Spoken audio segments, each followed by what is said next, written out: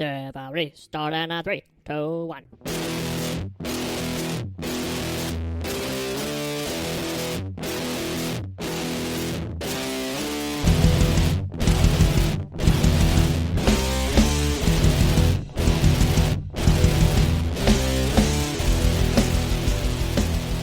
Welcome back to Server Restart In. This is a World of Warcraft podcast where three opinionated players get together to discuss their thoughts and opinions about the current state of the game and events surrounding it. My name is Jim. I'm joined by Kristen. Hi. And Brian. Yep. And this week we're going to, I guess, revisit a few things. We kind of had a carryover from last week with Alexandros Mograine's new sword. We're going to touch back up on the Threads of Fate opinions or just kind of what we think about it, because some of us have gotten a little bit further in that mode. And I think we'll touch on Time Walking Dungeons, because I think we've had our first real round of it since the expansion launched. But I guess let's just jump back into the Threads of Fate, since we were already kind of pre-discussing that. Like I said, I've leveled a character that way, and I've done most of my other alts story mode, and just for me, it just seems a bit easier to know where to go for that. But I want to hear your guys' experience. Yeah, so I guess from my perspective, I wind up leveling my hunter. He's sitting at about 58.5 right now. And what I figured out was that the amount of XP that you would get from world quests and the world quests, the world bonus objectives, and the combination of all those to complete that zone's support quest for the Renown. You mean like the aiding the Venthyr or aiding whatever zone it is? Yeah, so that one part that's neat, because you don't have to quest if you don't want to. You could just, well, right? You can farm mobs, right? You could do the world quest and the bonus objectives. I don't know if and probably rares and treasures. Yeah, maybe? I'm thinking the bonus objectives. Yeah, bonus, because they take forever to do. But yeah, they do. They can. I did find that like it made for good. Like I had video going on in the background I was watching or listening to or something, and I was just kind of cruising through all this stuff. Right, so it's kind of like mindless leveling. Yeah, so instead of running AAP or some sort of like questing add-on to automate some of those things, now I just have to worry about going and killing like 100 things in each little area, getting a few pieces of gear or whatever it may be, and I even threw in a dungeon or two, I think maybe, along the way just to complete the quests. And hell, I think that between each zone, it almost felt like they were evenly distributed XP wise, that allowed me to get about 3 levels apiece, because when I came out of the mall I was already 51, right, or fairly close to it. And although I did have some rested XP saved up, I still fairly stayed in each zone. Oh, I was thinking in 3s. There's 4 zones, but well, do you have to do one in your Covenant zone that you picked? Because you pick a Covenant immediately. So yeah. Okay. Yeah, if you choose to go aid the whatever. If you join the Venthyr, you still one. have to aid the Venthyr. Yeah. So. Oh yeah, I guess that's right. So yeah. I think doing those, I did most of the world objective things, and then I did some of the world quests that were around those.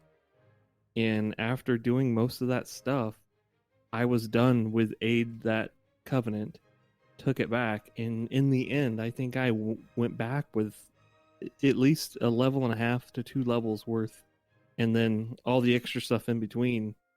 You know what I mean? It just kind of worked out. So like I'm 58.5, and I'm 30% done with Revendreth. That's my last one to aid. So I have no doubt that I'll be able to easily hit 60. I want to say on my rogue, I hit 60 before I finished, because I don't think I finished Maldraxxus as far as like aiding them. Like I didn't finish it all, and I still hit 60. But yeah, so that's what I mean. Like I at first I thought I would feel lost, but in reality, like it gives you a different perspective, kind of like it's actually acknowledging that you have experience in this already and taking and giving your character a different perspective rather than, the champion, we need you bullshit, and here's your linear quest line from 50 to 60. And I think I really like that, because in the end you don't have to do anything you don't want to do necessarily to get to level up. So I think the only thing I do miss is going into the mall. Well, you can't. You still get You the can jump into quests. the hole, but it spits you back out. So Well, yeah, but I think as you get up to certain levels, you get the quests to go down there. Because I'll only get 60. really, so I don't know. I don't know how it's going to be, but nothing. Unless there's something at the very end of the aid the covenants quest. No, never mind. I'm thinking of my one that's doing the story mode. Yeah. So I think it's because I think when you jump in, I think it says something about you got to be level 60 or some shit like that. Yeah, so, it just spits you out. Yeah, but no. Otherwise, like, yeah, I actually. So my perspective may change if I'm not on my hunter anymore. Hunter, a little bit more. It's a little bit more easy to glide through than like my paladins and prot right now, and I'm enjoying that, but I'm not sure how that's going to play the same way. So, but I also don't have an interest in doing another one right now. I don't think so. Right. I'll probably sit on this guy and be done. So I am having kind of the exact opposite. So I'm leveling another druid, and so I mean I have experience with druids, so it's not like that's the problem. It's just that. So I usually just level as tank because it's I don't have to worry. I can run through stuff and I don't have to worry about getting dazed and blah blah blah. And tanks do decent damage, So there's not a lot of downtime or blah blah blah. And I don't have to heal myself that much, so it's nice. Anyway, I chose my covenant, of course, Night Fae, and went right over to Night Fae land, and the bonus objectives, God, like the mobs give like 1%. I'm like, dang, it literally took me all afternoon to get to 52. And I'm like, this is ridiculous. Like, it took so long. I'm like, this is real. It did not feel good at all. You might have been doing it wrong. I mean, I wasn't, though. No, she's absolutely right. I wasn't doing even the elite Yeah. mobs only give 1% when you kill them on those quests. It felt really bad, and I was like, oh my god. And so I was like looking it up thinking, oh, maybe I'm doing it wrong, right? But so there's a huge difference in so the side quests that exist already for regular characters, whichever way you take it, right? Those quests are all available, right? Yes. To do, but the difference is they don't fill up your aid that covenant percentage wise as heavy as those objective quests do. So right. So shouldn't you pick up the side quests, do those, and in doing those, be building up the bonus objective? Because it's bonus, right? It's a bonus for that area. It's not the main goal of that area. So when you're in that area, if you pick up the few side quests that are there and you do those, you should be basically getting credit for the quest and the bonus objective at the same time. So you're getting the boost from the quests. And I'll be honest with you, like I did try to do that a few times and I just didn't. I didn't. It was really only one time I was able to. It's only one time I was able to actually kind of get it. It's very, I don't know, it was odd trying to do both of them because I did stop for a minute and did a few of the local side quest stuff, but I found that turning that in was not doing nowhere near the damage that these big ones were doing, so I swapped back. So I was actually doing that for a little bit too. I saw the quests were available by that area and I was like, okay, well, I'll pick them up and I'll do them too. But again, yeah, like Brian was saying, it didn't really feel like it impacted that much. So I was kind of like, does it give you a significant jump when you turn in? Because I'm like 88% right now for Night Fae, and I haven't gone to any other areas. I just went to Night Fae, and I'm like 52. So does it will it bump me up another level for turning in? Do you think? I don't think so. I don't I know don't what- think there's a significant bump to actually Yeah. completing the quest itself, but it does give you your renown level. Okay. And so do you have to go to all the different areas, or can I just keep aiding the Night Fae and say screw the other areas? No, once you No, yeah, Once- Oh. yeah. it's pretty much what the You know- all the last two expansions were to jump. Shadowlands into, so. isn't just all glitter and fairies. All right, there's you got to think. What about the poor ground warts? Who's gonna skin those? Not. Oh. Actually, you're right. I need to go over there because I did take skinning, and I need to go skin those. So this is a good call. I guess I'll go to. There's nothing exciting about skinning those things. I guess I'll go to Bony Boy Land next and do Well, that. it's funny because I didn't know that you could skin the little bug skeleton Yeah. exoskeleton thingies Yeah. or whatever. Me either.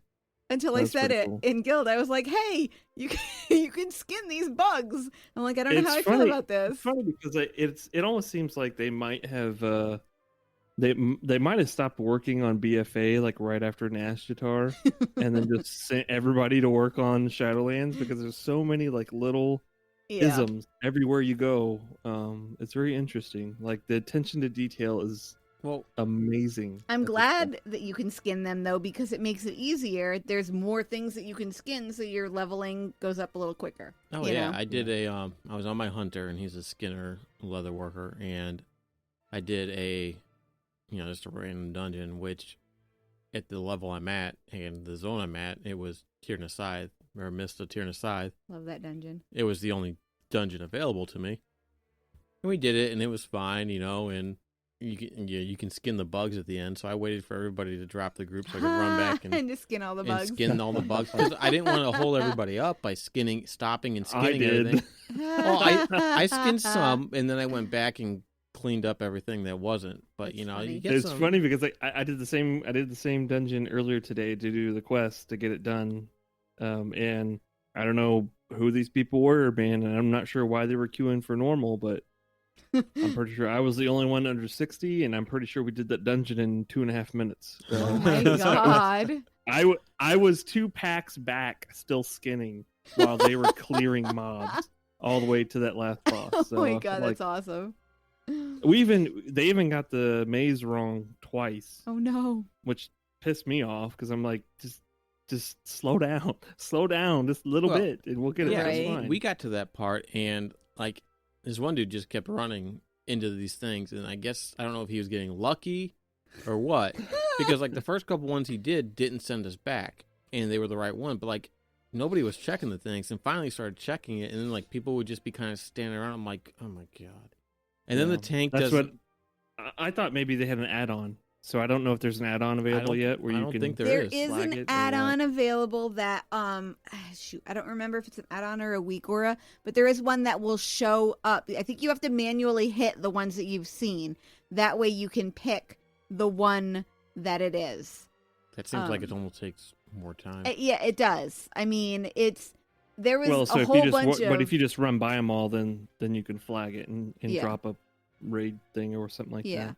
Which is unfortunately is going to be a requirement for Mythic Plus at a certain point. It's actually not that it's bad. not for that Mythic bad Plus. on Mythic Plus. We've yeah. done- No, I know. Yeah, I've been saying like yeah. if you want to buy some time, it's going to be Right. something like I that. mean, so. if you go in there and you're doing it right, as far as just like the way you're pulling the packs and stuff like that, I don't think that amount of time is going to be that much of an issue. Yeah, I think it'll only be if you're real tight. That's going to be your issue. But I think that ultimately it's probably going to be your damage that's going to be the limiting factor on that, and not the maze itself. If you're not doing enough damage where that maze is going to matter, then you're not doing enough damage. You know? Yeah, we got to that last boss, and that patty cake one that stupid fucking fairy does. That the only person that can interrupt it is whoever has aggro, and like the tank just wasn't interrupting it and kept getting stunned or disoriented or whatever. And I'm like, what the hell? Luckily for dodgeball, there's only one. There's no freeze tag, so you don't have to dodge the fox or whatever. Oh, on normal? Yeah. Oh, I didn't realize that. And for whatever reason, DBM wasn't putting markers on the individual things during guessing game. But Oh. I mean, you don't really need it once somebody starts attacking one. Hopefully they're paying attention. enough to know that it's the right one and it's not just some random person attacking the wrong one. Right. It is funny because earlier we were my son wanted to play the other side, and I'm like, oh gosh, I got to talk you through it. So I'm like, okay, we got in the queue, and I'm like, okay, well, the only thing you really need to pay attention to is just making sure that you're not getting mixed in the mobs. And I'm like, at the very end, there's going to be 4 portals that pop up, and then you're going to have to go off and do your own thing. And I'm like, oh wait, no, that's not actually. Yeah, there's only There's two only on like normal. 2 portals. Yeah. Oh, I'm and like, It's normal? nice, yeah. They're both in the front. Yep. Yeah. Yep. Like no. And that's what like we wound up doing the spires instead, and we just I love spires. It's amazing how quickly we can mulch through stuff now. Yeah. So We did a +7, Yeah, Spires? +7 spires that we timed last night, which which was Wow. nice. Yeah. I was I tanking. love spires. Yeah, I tanked it. Well, Zach was healing and 7 was Oh, DPSing, It's so stupid. The it- damage you know, output he does. yeah. I think his arms. I think he's arms warrior. And like his AoE was just stupid. So like I couldn't like there's a lot of times where I just didn't have threat. Yeah. is he still in our guild, or is he in some No. He's got a few characters, I think, maybe, but he's pretty much doing his Mythic Plus stuff with the other group. Yeah. Yeah, he moved off to Area 52 where everybody went. That was the Area 52 thing. Yeah. So he was part of the contributing fact to the 4-hour queues to get On Area- into the That was why login matter of fact, queues. that was why Zach was running with us for a while at the beginning, because he couldn't get on Area 52 to play his main character. And then he ended up leveling and switching over his paladin, who he leveled on our server, and he just switched him over to there when he could get on. So It was funny. I logged in today and I was still in tank spec and I was looking at my soulbind and my conduit path was still set up for frost and I was just like, God damn it. yeah, I need to make a weak aura for that. So Is there one that you can do for I'm that? sure there's probably something I can do that. I mean, there's a thing that I do for, like, if I have my AoE, which it is less so now. It was more like I would have an AoE set of gear versus a single target set of gear. Now I'm just kind of like, F it, I don't care. I'm just going to have one set of gear I don't know because if you can I'm do that so with the tired. conduits, though. With what? I don't know if you can make a weak ore for your conduit paths. Yeah, I don't know. I'm sure there's probably something. I'll figure it out. I'll figure it out. So that way I know. Even if I just have a weak aura that just tells me to check my conduits before I step into a dungeon, or you know what I mean, then that's fine. You know, just something that like pops up on the screen, and is like, hey, check your conduits before you go into a dungeon. Yeah, but even without having that, we still, like I said, timed it. We probably had like 5 or 6 minutes left. Yeah, And we had a decent amount of time left. It wasn't bad. I think it was like 3, but maybe It's like 6 minutes in real time. I It was fun. You know, it was. mean, it's Spires, which I mean, the only boss that's super shitty in that is the second one because of those freaking. That actually wasn't that bad, the way it went down. I mean, maybe for you, but it was pretty terrible for me. Pretty well. Oh. You guys should be standing in the center or on the opposite I side. mean, I was. And then I don't know what to tell you because I was tanking it correctly. I know you were. I'm not saying you weren't. I'm just saying that it just did. It was crappy. Like, I don't like that boss. You know, it's not a great boss for me because you have to keep moving and it's just not a lot of fun. That's all. That's all. Yeah. And then we had, when I decided I wanted to level my second druid, Zach was like, oh, hey, well, I want to level a tank, so I'll level a tank with you, because I was going to level my druid as a healer. And I was like, okay. He's like, but I think I have to do some time walking to get him actually to 51, so that way I can do dungeons. And I was like, oh, all right. So we went into a time walking, and we got the Old Kingdom one. And we had 3 hunters with us. And that should have been a sign to leave right then and there. and so he's on his warrior, right? And he has no clue how to tank on his warrior. He's like, I don't know what I'm doing. I'm like, that's fine, whatever. So we get in there, first couple of pulls. Didn't he not have ignore pain on his bars? No, I don't think that was the case. I think he did.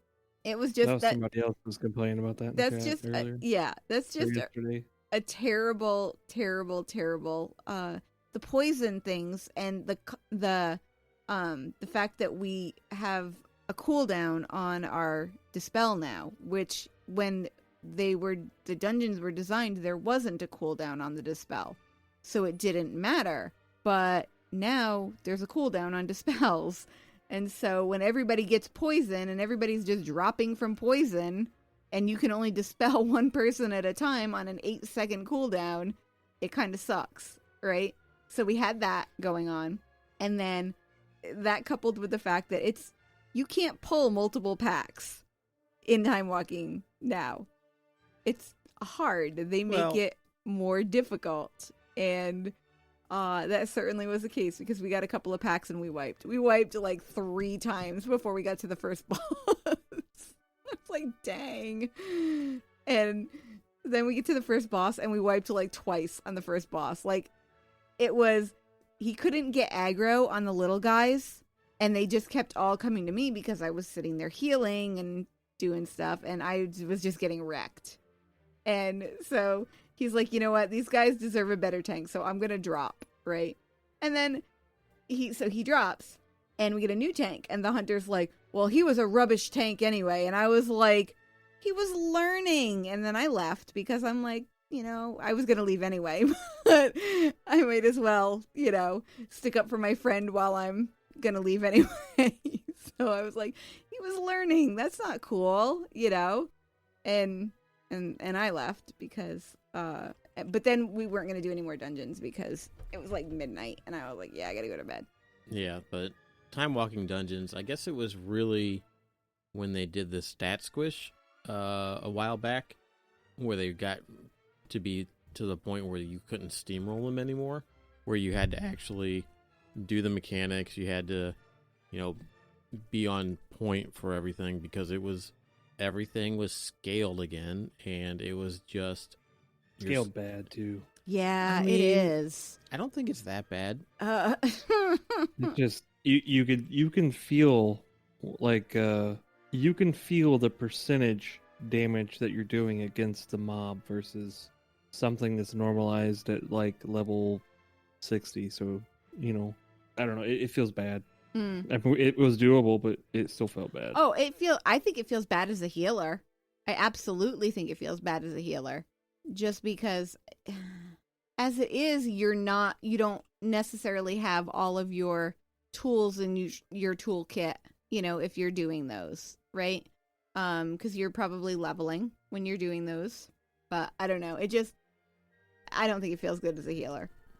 And it could just be because I'm a shitty healer. You're not a shitty healer, my God. You're actually pretty trash. So. I am pretty trash. I know. Brian, don't feed. I know. Shut up. God damn it. I am pretty. No, you're right. I'm pretty trash. Like, I'm not even kidding. Like, I read some of these Resto Druid things, and they're like, "Oh, Resto Druid is so easy," and blah blah blah, and this and that, and I'm like, it's all relative, though. It's all relative to there's so many. It's not like it's a warrior or hunter DPS where you can just walk in and kind of do whatever you want and blame everything else, on everybody else. So it'd be a different story if you didn't have so many variables involved with how you have to play out that role. Even a tank is roll over easy, and then Right. Okay, sure, if you screw one little thing up, you might get some blame, but chances are nobody's going to blame the tank because that's the only reason they got in the dungeon in the first place. So. right? I Right. think the thing with healers is healers have an easy time if the players they're running with know what the fuck they're doing. Yeah. And do It's just it. drastically different depending on Right. what the players are doing. When, Yes. when If you're they give a shit or not, like when that's you're the hard queuing part for of it. when you're queuing for dungeons, you're getting a random assortment of players. You're gonna have, the tryhards. You're gonna have the people that just don't give a shit and everything in between, right? You're gonna have the people that are, geared out the ass, and you're gonna have the people that are, whatever, like maybe leveling, and they're just barely above the content for that, or the level for that content. So, I mean, so I watch a lot of streams, druid streams, because I love druids, right? So I watch the people who do the high-end keys for, boomkins and resto, druids, and I watched these resto druids like freaking J.B, who was in Method, and obviously is not anymore, but he does the MDI, and he's this amazing resto druid, and he spends half his time DPSing instead of healing, and I'm like, God damn, that does not ever happen for me. That's like because I go in dungeons and it's like, make sure I'm putting all my hots on, make sure and it's like, it's probably because. Do you count? Do you ever look at your overhealing? Oh yeah, overhealing is ridiculous on a druid anyway because of hots, because you can't stop a hot. It doesn't just stop when people get healed up. Yeah, stop hots. Well, that's what stop like hots. More hots. This more is hots, mostly stop hots. irrelevant, but whenever I was raid healing, well, I was the tank healer for Karzan back in BC. Mm-hmm. But what I do remember is that I was so scared shitless of the main tank dying that I overhealed like a motherfucker. Oh sure. Like well beyond belief. Now, obviously, it's completely irrelevant because things are so different. But I will say that's one thing that like I even had to get like even though I did it so much week to week, I still had issues trying to balance out. Which then, instead of having multiple spells, it was multiple spell ranks using. Yes. So, like, we were downgrading all of our spells and stuff like that on our bars. Yes. But even just getting used to that and trying to not overheal and only heal on demand was still drastically challenging. So, yeah. It was probably, like, for me, it was probably more me freaking out than it was actually being in a situation where I had to react that much. So.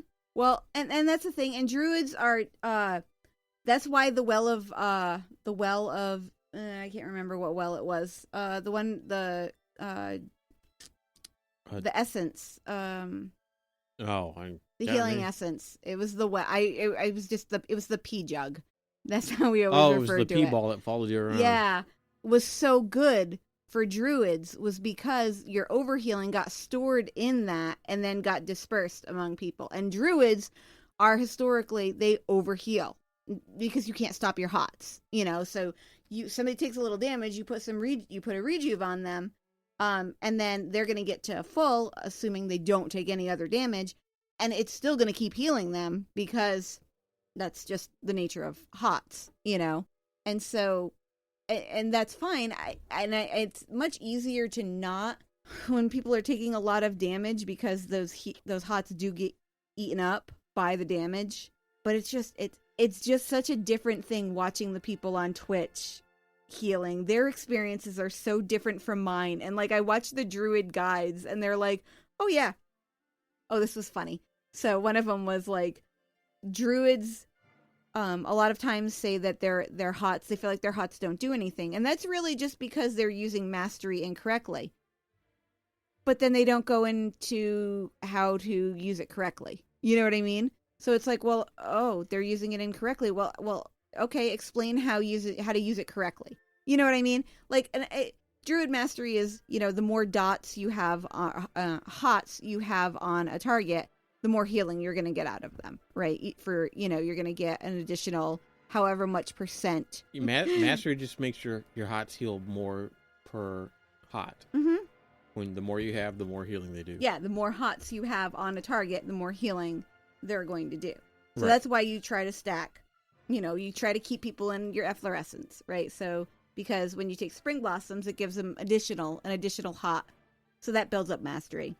The Life Bloom legendary that I have allows me to keep a life bloom on myself and a life bloom on another target. So if somebody's taking damage, I can life bloom them, have a redo, and you roll your hots and you keep your hots rolled and stuff like that. It's so interesting because the people who are doing like the high level case, they know these mechanics. They're like they're like, okay, so and so is going to take this much damage from, this thing that happens. And, it's crazy. I don't know. You left one of those streams running. So I was listening to one of those guys and he just sounded like a complete asshole. Really? Yeah. When did I leave one of those streams running? When you were like reading or taking a nap or something. Today? Yes. Oh, that was. Oh, really? He's the one of the boomkins in Limit. I don't think that he's a. One of the shit. I don't know. He was talking about healing, and the way he talked about it, he sounded like a complete asshole. Oh, like it's so easy.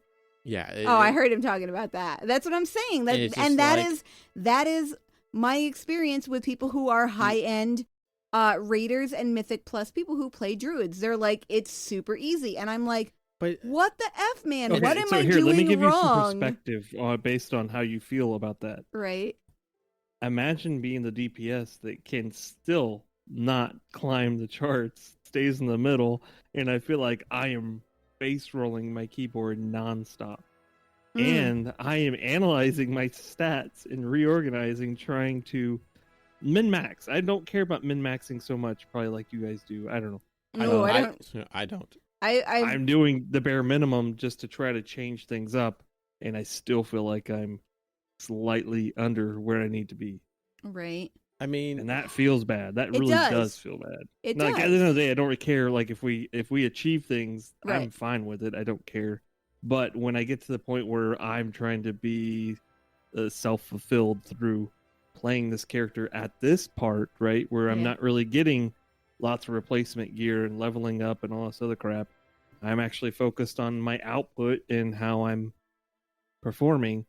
And even though that could be, you know, a 1% difference between the first, second, and third place, it's still Third not place. Yeah. climbing the ladder, and that's that perspective Oh yeah. sucks. Yeah. I definitely. One of the bad things about trying to, you know, well, it's like you're talking about with 7. Like, I look at other people and I'm trying to compare the difference between where I'm at and where they're at, and looking to see if there's something, little pieces that I'm missing, like a talent, or maybe I'm not using a talent cycle or something like that correctly. Like avatar for arms. I didn't have avatar. I haven't been using it. I was using the one that gave me haste bonus for the health percentage under 20, and it looked like a lot of people were using avatar. I'm like, well, shit. Like, maybe I need to go try that out and see if that'll, you know, put me up a little bit. Some of these people, though, even in the guild, we get in these dungeons, and it looks like they just kind of, they're casually playing and just knocking the DPS out. And I feel like I'm struggling to keep up with my rotation has to be so freaking perfect because of my rage drought. And now that I'm using the Skullbreaker to bridge that drought a little bit, the timing has to be perfect every single time, you know? And especially, like, I picked up Rend. Because we were doing so much movement. So those movement fights all over. Everything's a fucking movement fight. Yeah. So I picked up Rend so I could carry over some of my DPS while I'm trying to travel around. Well, just to sustain myself, and it's still, you know, and it's very painful to keep up with that rotation. Yes. It's very different from, like, even I miss being a paladin, like, shit, in Cataclysm or Wrath or something, and it was just like Judgment, Crusader Strike, Templar's Verdict. Do it again, and then boom, you're magically, like, you know, dumping huge DPS. Anybody plays paladins. I have tried to play it. I know Zim plays it to great effect, but I have tried to play it, and holy effing crap, that has got to be the most boring thing in the world for me. Like, I feel like always waiting. So they got rid of the Inquisitor thingy, I think, right? Inquisition. I don't know. I haven't played it. I don't think that's on there anymore. know. That used to be the boring rotation.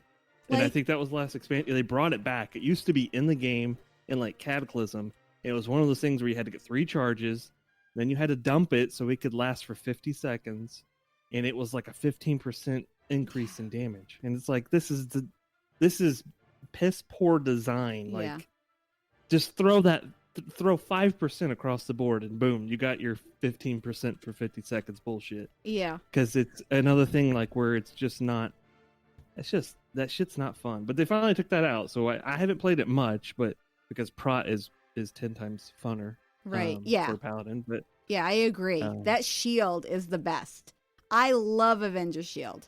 I love it. I love it. I love it. I love it. I think it is a great talent.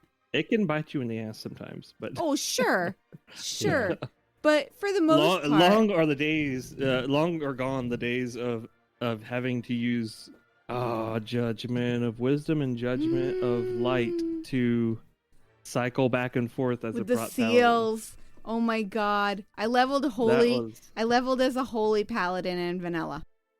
Well, you know what's funny is that even the taunt wasn't even Yep. taunt and an aggro. They had to add those two skills at the end of vanilla, and then that's when paladins could actually start tanking without having to, which it is totally unbalanced because warriors had to use Sunder to start applying threat. 8 for 5 Paladins just started, like, once they gave them those skills, it was just face roll. Like, they automatically had all the threat they needed. So and then warriors, and it stuck out that way for a while too, I think. So I will say, and it sucks to have to say this, but kind of like piggybacking onto when you were talking about, it sucks to see people who are just kind of casually playing and doing amazing DPS and doing amazing things with their classes. A lot of it comes down to age too. Oh my god! I know. I hate to say it. It does. Absolutely. Your freaking that's the whole reason I switched off of down. Fury back in Legion. When we were in Legion, I couldn't keep up with it. I finally gave up and went to Arms because it was a much slower rotation. I couldn't keep up with the rotation. Your reflexes slow down. You do not have the. But that's what I'm saying. Even then, I feel like there's some classes that are well more suited for doing solid DPS. Even, you know what I mean? Like they have leniency or enough variance built in where you're doing solid DPS, even if you do hiccup a little bit. Hunters but are like, good. For mine, it's just like, yeah, God, like I feel like if I, you know, if I fart by accident or intentionally, you know, I'm screwed. So, and like it's not to the point. Like I'm not to the point where I'm going to switch classes by any means, because I still enjoy being a warrior. And I still enjoy being Arms, but I hate having like I'm like 193 item level, but in reality, like I'm still not where really I need to be at, even for that composition of gear and experience. So. And to be fair, we're not pushing cutting edge or even, we're not pushing content like that. So it's it's for me. It's not for anybody else. It's No. I understand that. Trust me, because that's how I am. I am super bad about that. Like I'm really harsh on myself as far as I should be better. You know, I look at all the parts, and there are a lot of people playing Boomkin now. I mean, there's so many people playing Boomkin now. I kind of wish Boomkin sucked a little bit, even though, you know, because I wish that people would stop playing them as a flavor of the month class, you know, because I don't know. They'll always be flavor of the month, unfortunately. I mean, not always. They weren't always great. No, not them. I'm saying like there will always be flavor of the month. yeah. I just wish that my class wasn't the flavor of the month, so that way I had less competition, I guess. Why don't they give it to a rogue or a hunter? Like, why can't it be rogues and hunters? It was rogues. I mean, I really thought it was gonna be rogues. I was really surprised when people started switching from rogues. Does anybody play rogues anymore? Do they still exist? I thought Seven was going to be one, but then he switched to a warrior, and I was like, okay then, you know. Yeah, but he always chases the top of the melee pack, I think. Just because I think it just helps him push higher. Sure. If the output is higher. Sure, definitely. And for our audience, 7 is amazing. Comes after 6. But he also 8-9, so. Yeah. Yes, and he can play like any for character. Our audience of and he could person. He could eat me. But... Oh my goodness. Okay, all right. This is not that kind of broadcast. Dear God. Or is it? No, oh, okay. Not. No, it's. I think I stopped worrying about DPS and numbers a while ago. Why is that funny? No, it's not. Sorry. Keep Did she going. fart? I don't know. Keep going. Keep going. But I mean, it's just like the way I It's gonna look at sting it. here in a second. What? What? Yeah, it's like my eye level right now is like 199.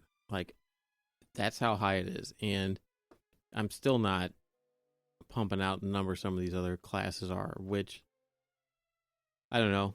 I don't like changing my talents around. I don't like changing my gameplay, but I feel that going in and doing decent damage and doing the mechanics successfully is worth more than somebody going in and doing a shit ton of damage and not doing the mechanics, thus putting a strain on tanks and healers and all that kind of stuff, you know? Sure. So I think for me, that's kind of where it sits. Like, I like doing high-end content. I like tanking. I like DPSing. All, you know, DK stuff, you know, but it's just, even, I don't know. I might look at talents again every now and then, but I think that talents, that's another thing that I wanted to touch on, because you touched on it kind of briefly when you're like, you know, you switched to a different talent. And I was like, I was thinking, that's the thing. You kind of, I did it more, a couple of expansions ago. I did it more in Legion than I did it even in BFA. But there were talents. I mean, I had tomes on me all the time. There were fights. I was switching talents on a per fight basis. yeah. You were doing that in Ilatha, weren't you? Not so much. Only because I got lazy. And I was like, screw it. It doesn't really matter. I don't really care. And now I just do everything in my AoE spec. I'm like, whatever. It's more comfortable for me. I love Stellar Drift. I love being able to cast and move. So it doesn't matter. Even if it's on a single target boss fight, I'm Stellar Drift, you know? So I can just keep casting and moving. And, you know, if I'm not top DPS, I'm not top DPS. And it doesn't matter because somebody is going to pick up my slack.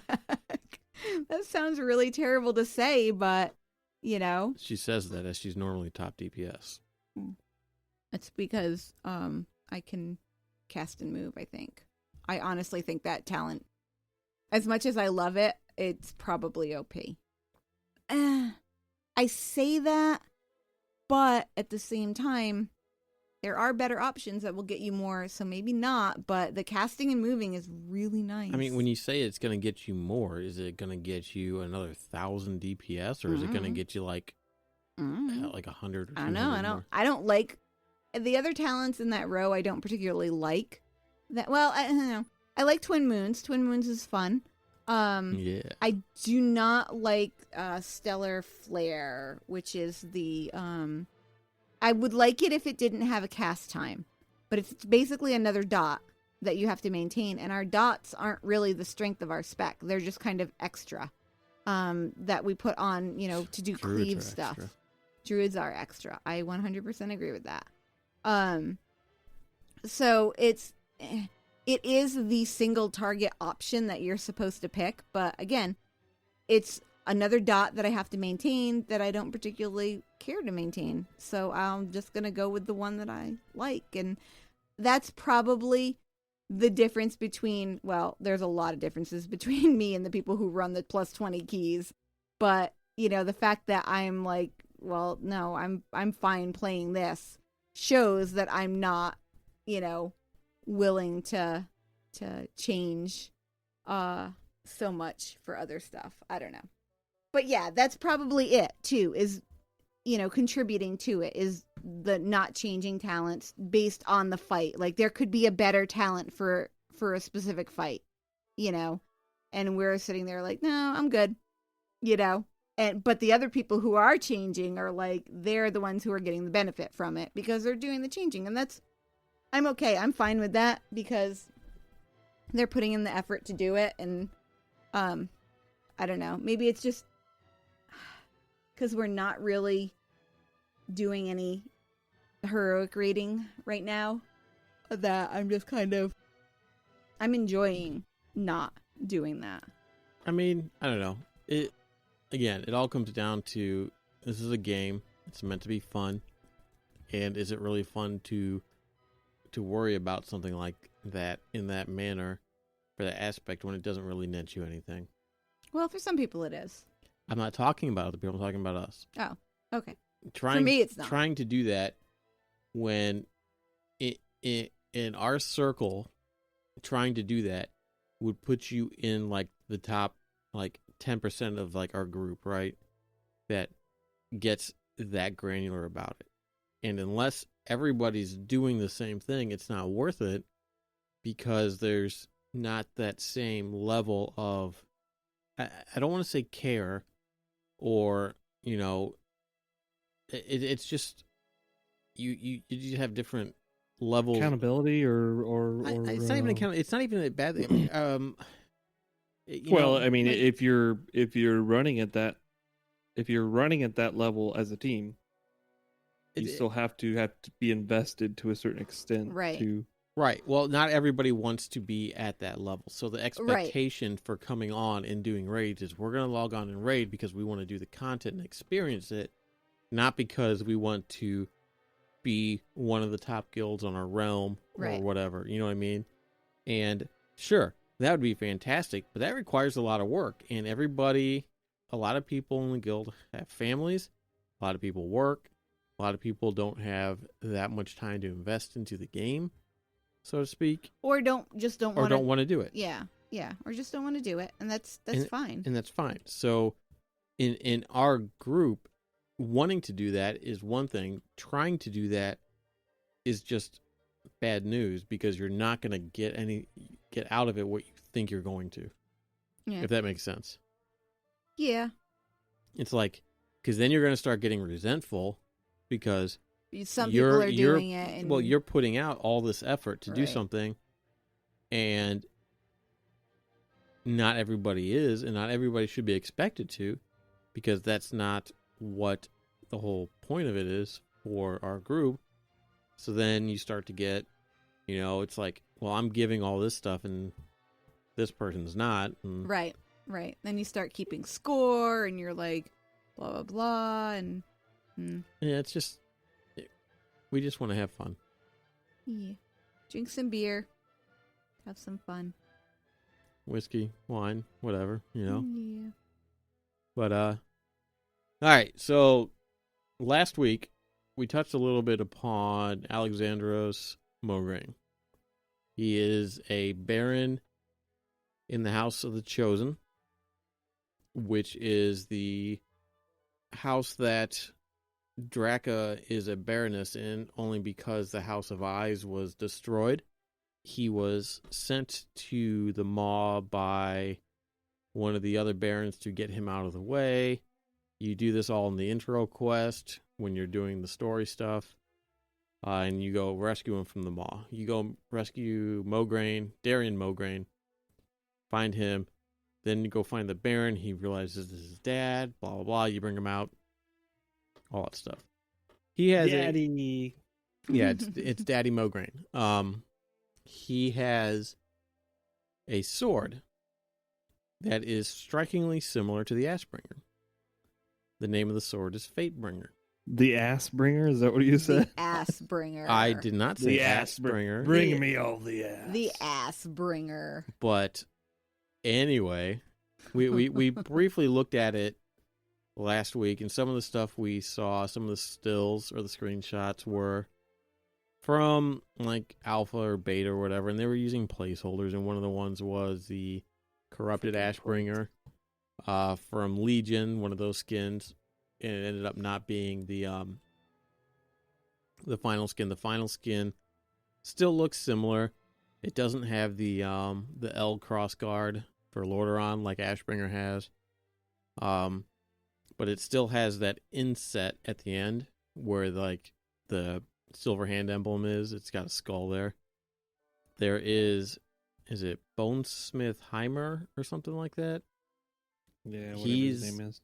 It's the person that you take the blade of the Primus to initially to get it forged into a weapon so that you can unlock the seat of the Primus.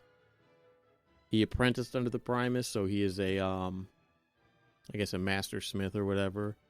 And if you talk to him in the game, he'll explain that when Mograine was promoted to be a Baron of the House of the Chosen, he either Heimer asked him or he asked Heimer to make him a blade. And he chose to have it made in the likeness of the Assbringer. And he makes mention something about, it makes a little bit of sense because, if you had a weapon that was named after you kind of thing, that you would want something like that. And he says that, you must recognize it. It must be a weapon of note because you recognize his current blade to be similar to that. And he talks about how Mograine had to go get the materials for it, and they were hard to come by. And he said that the skull was not for Maldraxxus. So, in some of the reading or whatever, somebody suggested that perhaps he had gone to the realm of the living and took his son's skull, Renethal, which would be interesting. As kind of like a reminder of that kind of thing. However, if you look at it, and it's on my screen right now, there's fangs on it. So it doesn't appear to be a human skull. So my doubt is that he didn't get it. Oh, Jim, you know more than anybody else that their physical representation or software physical representation does not align to their lore representation. But I mean, I don't know. To me, it looks like it would probably be more aligned with something from the Venthyr. Yeah, I see that, yeah. And just not necessarily even a specific person or creature from Venthyr. I don't know. It could be, because in the campaign stuff this week, we go to the aid of we go to the Venthyr. They have, and this is the Maldraxxus story, they're having issues with the Maldraxxi incursion or invasion, and you find out that Kel'Thuzad is behind all this shit. So he's going to make an appearance at some point, which is interesting. And you team up with our good old boy Kel'Thas and he just wants to go beat the ever-living shit out of Kel'Thuzad. And it's like, no, slow down. But so that'll be interesting to see where that goes. But it was just, I think the most interesting part about that, though, is his lines of sympathy or better word. Remorse? Remorse there. For what he did? Yeah. Because he talks about actually being able to see that and then see some redemption of that character through the comic bullshit that they kind of pushed him through. Right, because he talks about, he's like, my father and I ruled over one of the most impressive or whatever empires there was, which was, the High Elves and all that stuff. And he said that he made some regrettable decisions for things and all that stuff. So it's just like the fact that he's even acknowledging that is just a testament to what souls go through in Revendreth and what that process should be. Now, I believe if you're Revendreth, you get a quest line for him where there's a couple of different options to pick for him to be like, hey, this is something that you did. You really should take ownership of this kind of thing. This will be one of the sins you work on to help, unburden you from your sinstone type thing. I think one was the Lich King, the other was Yogg Saron, and then the Burning Legion or whatever. So I haven't done that. I don't know what that's like. It'll be interesting to see that. So, see, that's what is. Some of the stuff just kind of irritates the shit out of me because now that's locked behind Revendreth. Yeah, the Venthyr Covenant. Or yeah. Mm-hmm. So if I never go finish leveling that character that I chose that covenant with, I don't get to see it until I actually find out and read about it somehow. So yeah, they should have planted that story. I mean, like in Oribos or something, where you go read about like what people have discovered so far for each covenant. Like these are the things and how they Or- meld together. Or maybe they could come up with something on the site that kind of, not now when people are still playing through it, but maybe towards the end, or you could even now, I guess, if people wanted to go look for it, where you could go and read the stuff. Like I have yeah. zero interest Even in as playing, we unlock it. Yeah. Like, yeah, that's actually a great idea. I have zero have- interest in playing the Bastion storyline. Like, I am not interested in Bastion at all. Like, I like the Uther thing, but Bastion just, I don't want to put a character in Bastion. It's just not my thing, right? So I would like to read the story about what happens. I think that would be really neat. So if they did something like that, if they took some of their, I mean, they employ all these great writers, have them write some stuff, you know? I think that would be great. Put it on the website. Put it, you know what I mean? It is Yeah, funny. they really should. Yeah. It is funny because Bastion is the one covenant that I haven't put anybody in yet. Yeah. I got one. Curious. It's not funny because I put my hunter in there, and then I spent, I don't know, 10 minutes trying to find the adventure table. Mm. That you have And to that- actually do the quest for to unlock first. You have to actually unlock it through your anima resource thing before it even shows up. Oh, yeah. It doesn't So show is that up. level 60 thing? Yes. No. Yes. I couldn't find it at all, You- so yes, I it's gave a up, level and I'm just 60 like, well, thing. I think it's level 60. I'll just go on and level. Like, I was putting stuff into my anima thing in the Night Fae area. But Well, it probably opens. said It's going to open with the something- conduit thing, right? stuff was at level 60, and I was like, okay. So I couldn't Oh, I so when you couldn't can't open the stuff up until yeah, level because 60. you got the 4 things that you Yeah. can spend anima on. Yeah, you can't open those until level 60. Okay. Yeah, yeah. You could dump your anima in the pot, but you can't Yes. do anything else. Yes. So yeah, it's really odd because like the third renown level unlocks your first, Soulbind. what is it, soulbind or Yeah. follower, whatever, Soul- and yeah. you can't use it. So Yeah, I don't know. I mean, I'll eventually get around to doing it, and I do get wanting to have a way to see all that stuff without having to do it in the game. But I do kind of see why it's done that way. It's because being a Maldraxi, I don't necessarily have time to know what's going on with the other covenants and all that kind of stuff. But it's neat to talk to somebody from that did the Tirion stuff because they had stuff that went with the Maldraxi kind of at the same time.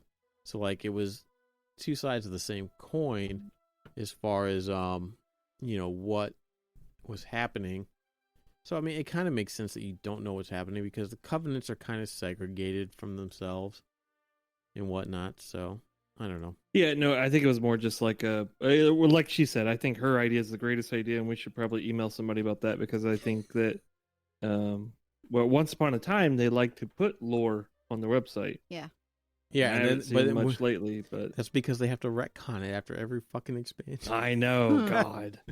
Like I remember reading it and then it changed, and I was like, that doesn't match up with what I read. It's fun. I Yeah, don't know. the fate. Are you talking about the Fatebringer specifically, or? No. I'm talking about Well, that's back what I in- read about the Fatebringer stuff, and I'm like, oh God, dumbass. What? When we're talking about him holding Ashbringer and stuff. Oh, and then yeah, finding out. Like I finally read that too, and I'm like, oh gosh. oh yeah, we sound like idiots, but Yeah. I mean, and it's right there. But if you don't talk to the guy and ask him that question, I mean, yes, it is an RPG. It's also an MMORPG. Now, in standard RPGs, growing up playing Chrono Trigger or Final Fantasy 3, which is really Final Fantasy 6 or whatever, you talked to every single person you found, whether it was somebody that was going to advance a quest line or not, because there might be little Easter eggs or whatnot. Well, yeah, you had to find out what to do and where to go. and sometimes they just did nothing but say things. And so it's easy to, in World of Warcraft, after all these years, just get to the point where you just don't talk to any of these side characters and whatnot.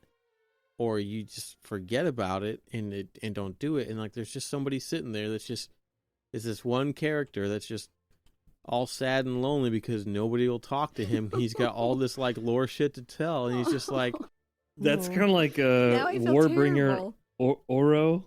Uro, whatever his name is. oh, Warbringer Oro, the guy that takes you to High Mountain. Yeah. He's Did sitting you- in Bastion. I talked to him. Yeah, well, that's what I just talked found about him that. like yesterday. I told you about him like episodes ago. We talked You about did. this on the podcast. We did, yeah. Yeah. Yeah, we we did. were talking about things we were running into and all that stuff. I'm like, I ran into this I remember now. because he's like, oh yeah, okay, you just wink at me. Wink, wink. Yeah, no, but I did bring. it I'm up. an idiot. I'm sorry. But I jumped over the rock. There's like a rock or a ledge behind them, and I jumped down to go somewhere. And like you I was urbing quite a bit. Just jumped down and this big ass Tauren, like A High Mountain Tauren just goes just sitting there. yeah, just sitting there next to the little pond, and I'm like, oh, okay, Because that's kind of cool. Because when we're chasing what's his name into the cave, and he shoots all the spikes and kills all the High Mountain and puts you in the hand, and all that stuff. Yeah, he's that guy, and that's when he went there. It's one of those things. It's another like. There's a difference between attention to detail, and there's a difference between that and then actually just shoving bits of content into places just to get it into the game. I think that's the difference between the NPC that's going to say something interesting. You know what I mean? That you may not capture along the standard route, right? Because you're only going to deviate so far once you get to the point where you got to go boom, boom, boom, boom, boom, boom, boom. And they're going to stick it on that one NPC that's going to do this out of the way that you're not going to really notice, and then find out something interesting. I guess not everybody gives a shit about lore. That makes sense. Right. But to a certain extent, like they should do good, juicy lore. It's Mhm. justice. It's well-deserved justice. Well, and I mean, and I guess having a sword maybe like the one you had in life, because you have Assbringer with Thralls. I guess that's not really juicy lore. But if we ever interesting though. If It's we still ever find out interesting. where that skull came from, though. Yeah, the sad thing is, it's going to be the same silly nonsense. Like he probably didn't get it in Maldraxxus, but somebody dropped it in Orbo, so he picked it up and took it back with him. Oh, look at that! Ooh, a piece of candy. Oh, Ooh, all right, a piece of I'll take it. candy. Put it in the bag. No, I mean, granted, it is not a Naru, for sure. It's not the core of a Naru, which I did double check on that, and the Lightbringer thing was a dark crystal, like a shadow crystal that he found, and it fucked his hand up, and they tried to purify it by pumping a bunch of holy energy into it and holy spells, which then turned it into light, and then they fashioned it into. They had Bronzebeard, one of the Bronzebeards, the king, forged it into the Assbringer. I don't remember if might have been Muradin. It was one of those guys. But, I mean, it is the core of a Naru, which is why it obliterates the undead. Interesting. And that's still technically lore. And Speaking of, I guess the one thing before we do get off lore-ish stuff, Thrall was this week. Did you guys get that far? Oh, yeah, we went and yeah. got Thrall. It was funny Okay. because you posted that screenshot of him and you said he better not want to go find a weapon because we'll be stuck in here for hours. Oh, that's so frustrating. Did you notice something, though? What has Thrall had issues with since Warlords of Draenor? Okay, so before we get into that, Okay. because this may be tied to it, I just want to. It's not venting. Gosh, I'm having an issue with words lately. I want to bitch about something. Okay. Okay. How? I know the answer to it. I don't agree with the answer to it, but I'm gonna go ahead and ask it anyways. How the fuck does it call the elements in the realm of death? And This is the afterlife. And this is the has to afterlife. do with what happened in Warlords when he had Mak'gora with Garrosh. And right. So And they so- were and mad at he- him, so they stopped Right, giving so him he's had a hard time calling the elements to begin getting with. it back up. So, but Yeah. Getting hard. Pretty much. Getting rock hard again. Yeah. Pretty much. He didn't have that same pizzazz anymore. You know, that electrical feeling. Poor But yeah. Thrall, he's all But throwing he's sitting there and he axes calls lightning down and shocks the shit out of the guys holding him in chains. And I'm sitting there and that happened and I went, what? I think it's a redemption, though. I think there's some redemption story to him gradually, like, making peace with the fucking world and he didn't make peace with shit. Where'd he go? I forgot the name of the zone. He went to Nagrand. He went to Nagrand, yeah. Like, so he went Outlands, there, hung out, Outlands made Nagrand. a farm and some shit. Yeah. He went He found off himself and again. he fucking He hid. made friends. He probably went over there to the Circle of Elements in Nagrand I mean, you say and chilled out with the original crew. he hid, but he started a family. He started a family, but he abandoned his responsibilities to the Horde and left.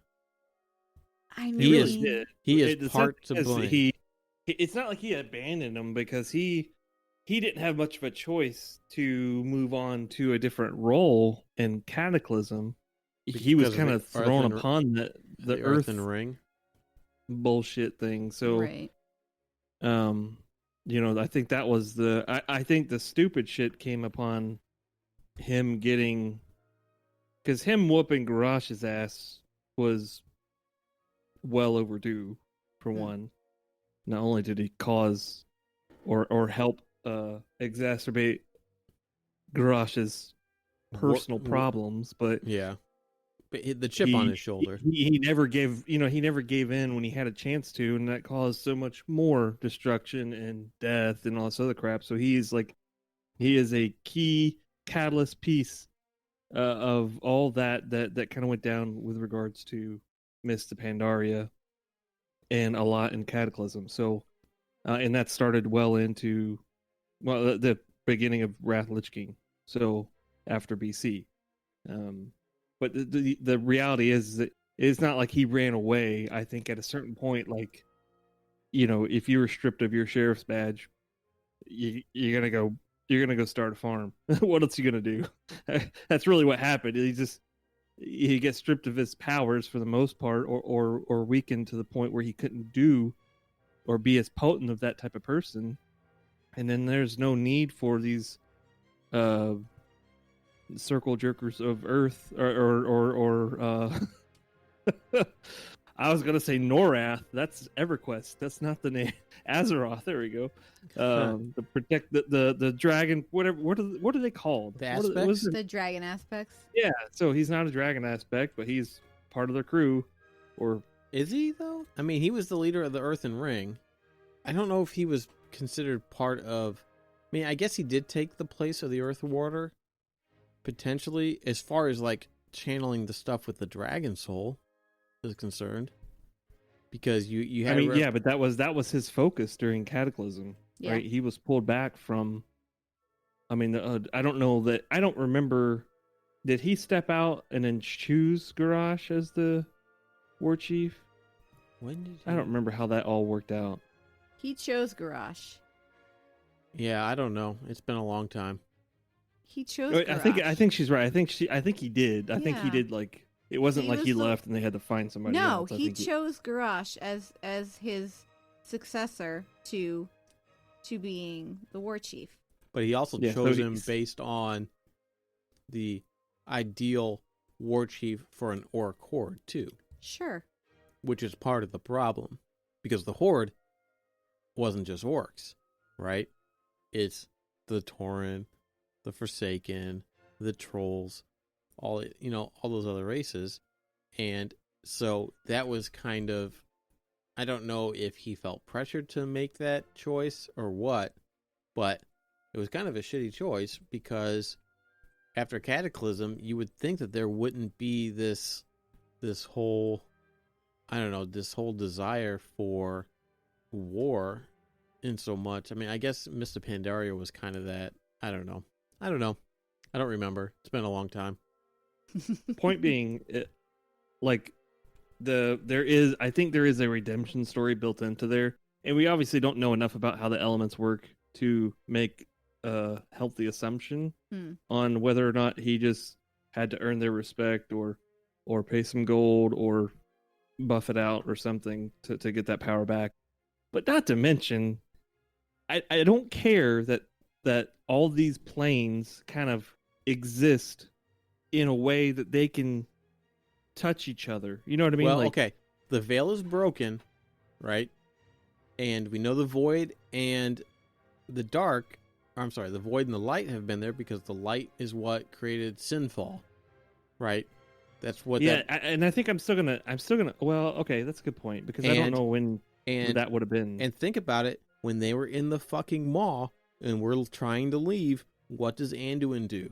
But call down the light and do his giant bubble. Yeah, no, that's what I'm saying. Like all those things, even like the Frost Mage stuff, because I still think that's kind of BSy a little bit. I would sweep that underneath all the same. I'm pissed off about this thing. Well, I don't think Frost Mages, because that's magic. I would say more so shamans in the maw. But magic is based on It's arcane stuff based on the the arcane Sunwell. Not Sunwell. No, you got the arcane plane, and I believe you have an elemental plane as well. But the not to source be of magic was pulled from. Oh, what is it called? The Well of Eternity? Is that it? Maybe, I mean, yeah. I mean, It's I where they don't- pulled out the old gods and Yeah, stuff that's the Well of spewed out. Eternity, but I don't think that that's necessarily the case for everything. Maybe not. I don't know. At a certain point, I think that there's a little bit there when we talk about this is the afterlife, regardless of whether the interface is broken and now everything can cycle through there or whatever it is. I still think there's some annoying bullshit in there, like oh well, this is, and this kind of goes back to my original complaint. The Shadowlands is just really another planet, really.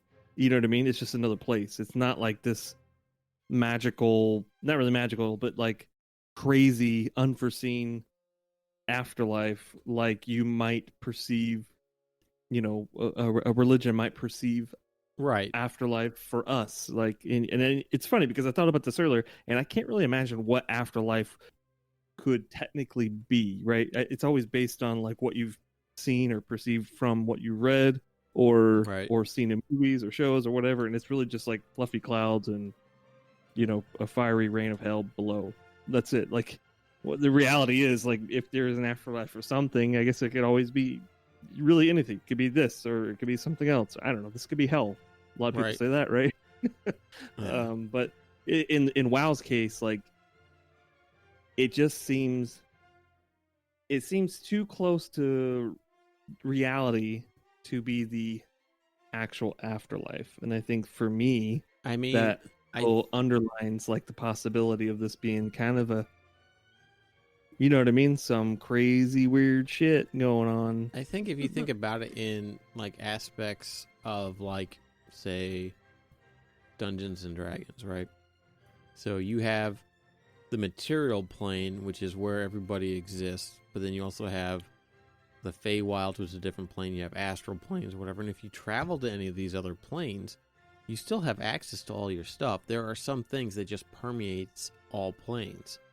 And I would say that if we brought up the cosmology chart, you would see that all the planes that we're on are circled by the planes that would necessarily fuel the elemental powers, the necrotic powers, the arcane powers, you know, all that, the nature powers, the life, the light, the void, and all that stuff. I think because it's all a subset of, or it's all surrounded by those, that they still permeate in some aspect.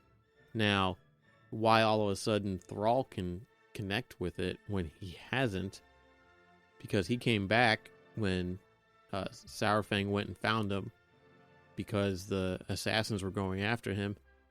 He didn't do any type of shaman shit. He fucking fought with an axe. He threw an axe at Helya. He wasn't carrying any type of... It was, so the thing is now, like, there's this idea of time, and even Torghast, they talk about how it feels like it's been forever. So there's always the case now that he's been apologizing or praying or whatever he does to the elements to the point at which he's gained access to their spell book. I don't know. No, You know what I mean? Like, I know what you're that's saying. It's just like, but I don't know. I mean, maybe the elemental powers have taken pity on him because we're not souls. they're watching him get tortured in the mall, and they're just like, well, Yeah, okay. we'll Yeah, I throw guess you a that kind rock of or makes two. up for your Makara, you know. But I mean, if you think about it, though, we are not souls in the afterlife. We are mortal beings that have crossed over into the realm of the afterlife, maintaining all our mortal stuff. So it's not like we're not like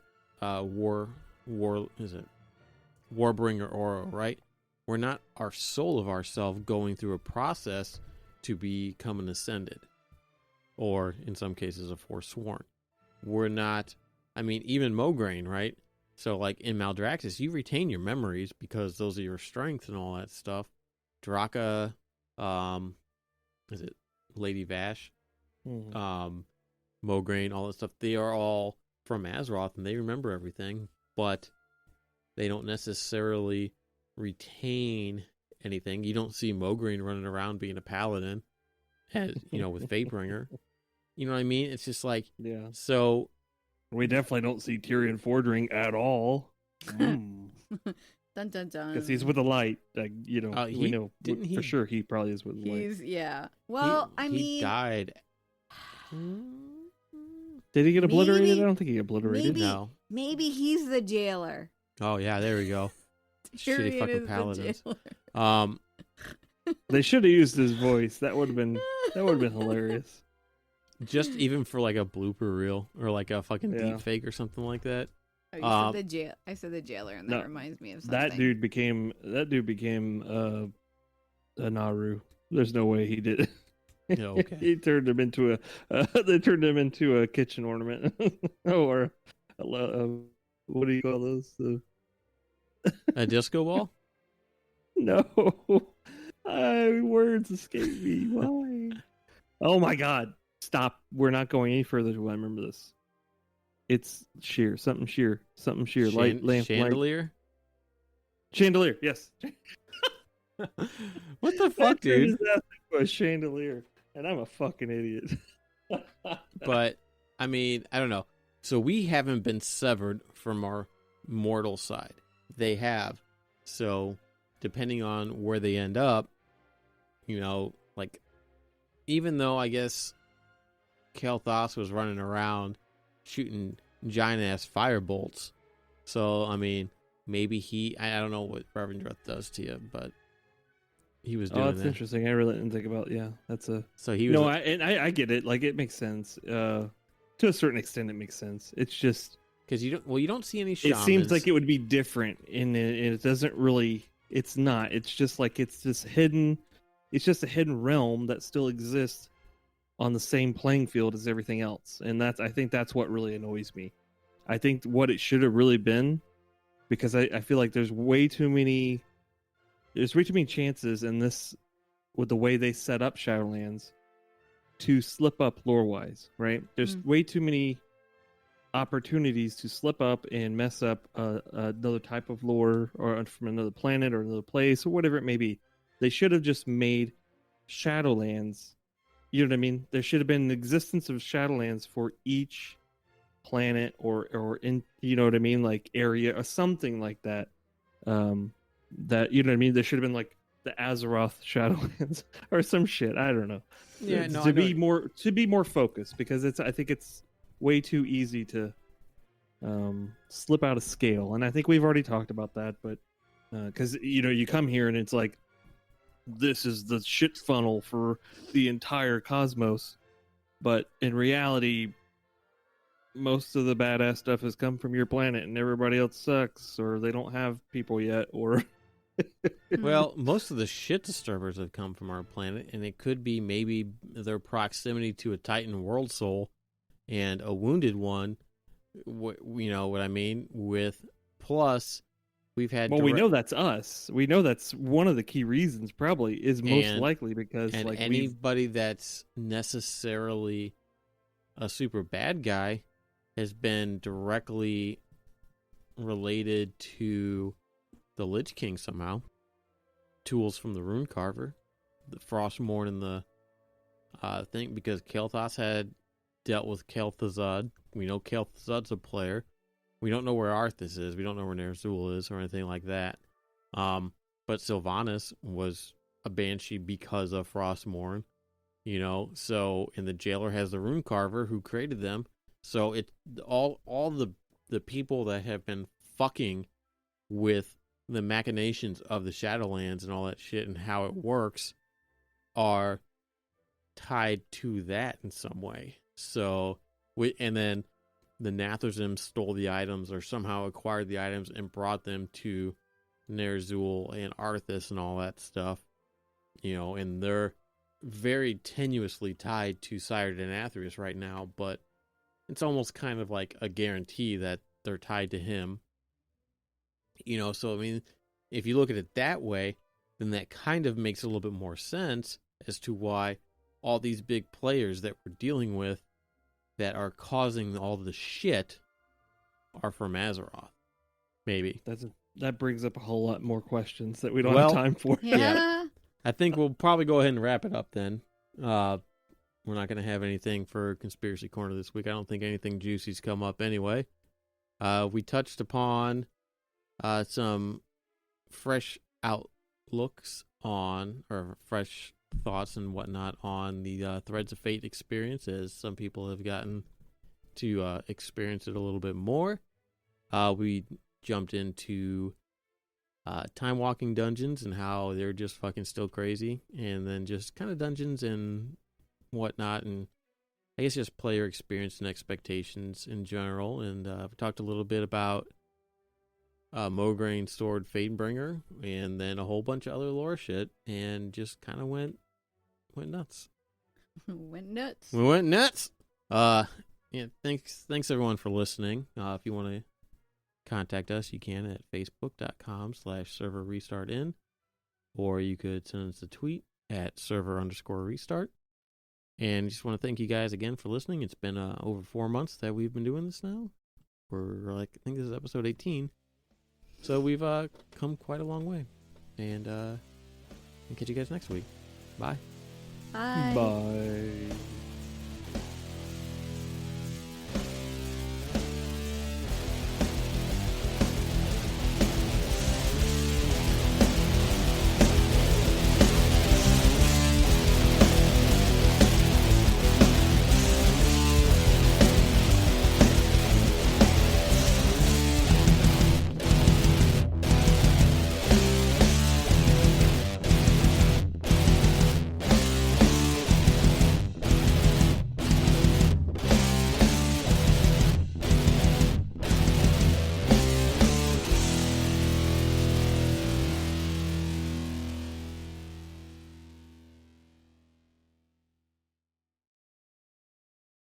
The Assbringer? Is that what you said? The Assbringer. I did not say The Assbringer. Bring me all the ass. The Assbringer.